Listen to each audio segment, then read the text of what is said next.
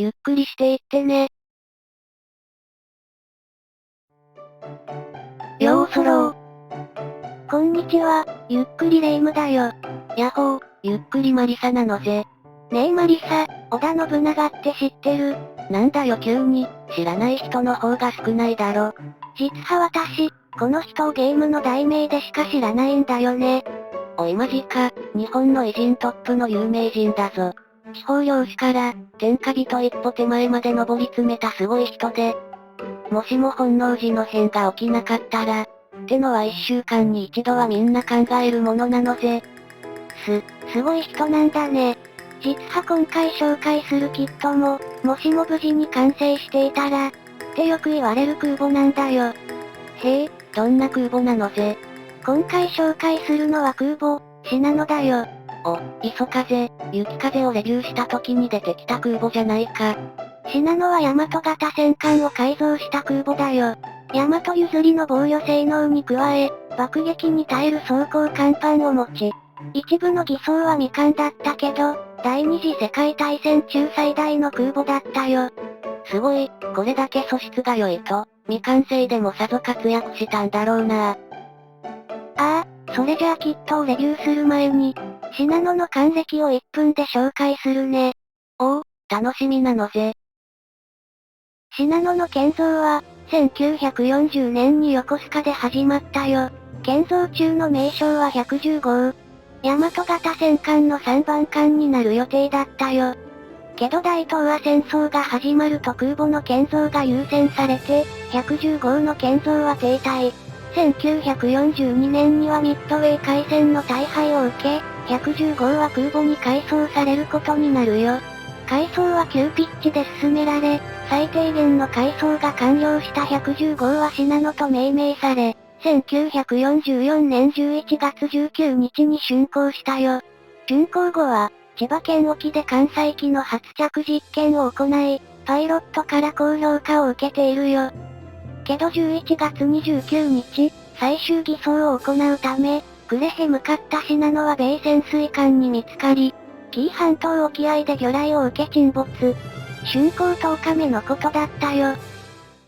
以上が信濃の還暦だよ。たった一隻の潜水艦に、この信濃がやられるのか。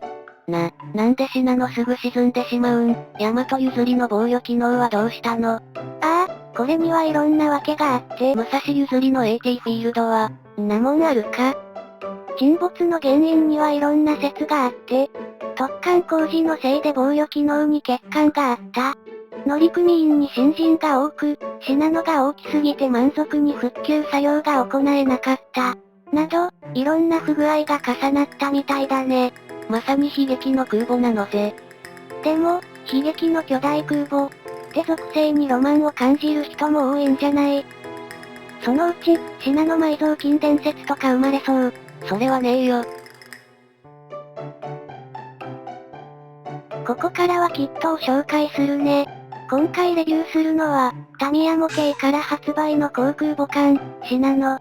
今年で発売50周年を迎えたウォーターラインシリーズのキットだよ。700分の1スケール洋上型のキットだぜ。てかこのシリーズって50年も続いてるのか、知らなかったぜ。有名な話だよ。マリサ知らなかったの？なんだよ、知ってたなら教えてくれよ。まあ私も先週知ったんだけどね。大して変わらねえじゃねえか。ちなみに発売されたのは1998年。同時期に大和と武蔵も販売されてるよ。23年も前のキットか、結構ベテランだな。少し古いけど、最新キットにも見劣りしない魅力あるキットだよ。それじゃあ詳しく見ていこう。スペックは、全長36センチ、最大幅8.5センチ、高さ5センチ。塗装はアクリルガッシュ、空中線は伸ばしランナーで再現してるよ。さすが世界最大空母、700分の1でも大きいな。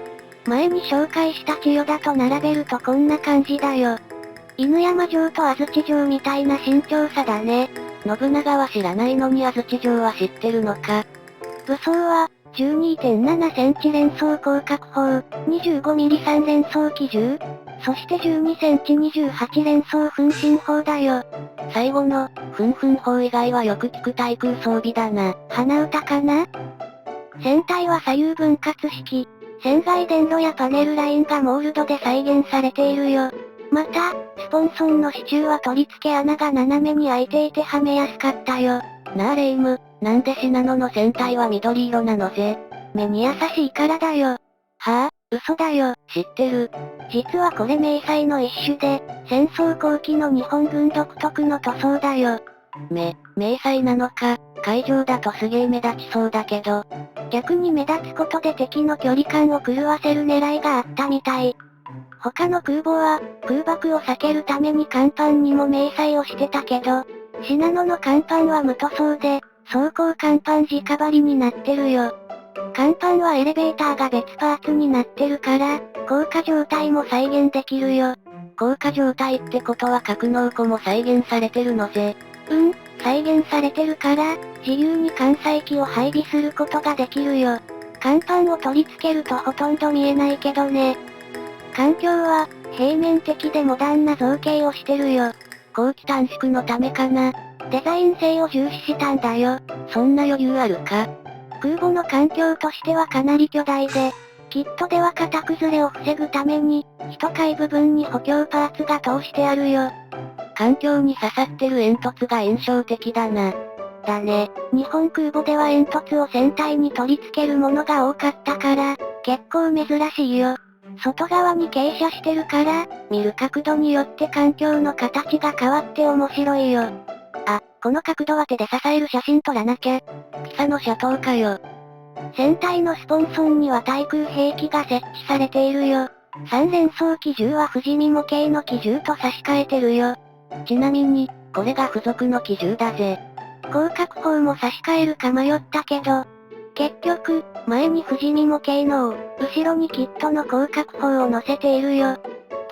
優柔不断な性格が武装に出てるのぜ。違うもん、どっちを選んでも後悔しそうだったから両方乗せたんだもん。優柔不断ですね。噴身砲はキットのものを使用。小さいけど方向が開口したリアルな武装だよ。最後は付属の艦載機を紹介するね。艦載機は、ウォーターラインシリーズの日本空母搭載機、後期セットのランナーが2枚付属してるよ。内容は、0戦12機、天山と水星8機、流星海と彩雲2機の計36機が付属。圧倒的じゃないか我が艦載機は。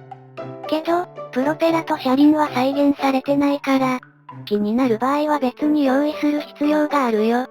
まあそのままでも塗装したら十分かっこいいのぜ。クリアパーツ製だからコックピットもそのまま再現できるしね。ちなみに、日の丸デカールも付属してるけど、白地のないシンプルなものだよ。艦載機って胴体にも日の丸なかったっけ？ああ、それは、貼り忘れか。デカールなんて飾りです。偉い人にはそれがわからんのですわ。貼り忘れたんだろ。貼り忘れました。以上がシナノのレビューだよ。パーツ同士の愛が良いから、サクサク組めるタミヤらしいしっかりしたキットだったよ。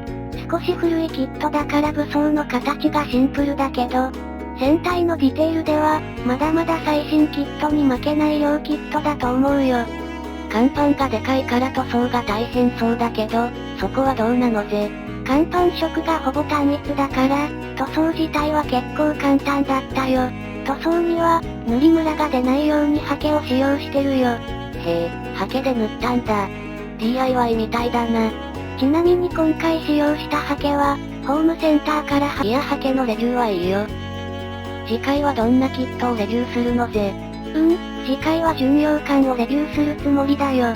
次回は巡洋艦なのぜ。よかったらまた見てくれなのぜ。コメント、高評価いつも本当にありがとうございます。それでは、ご視聴ありがとうございました。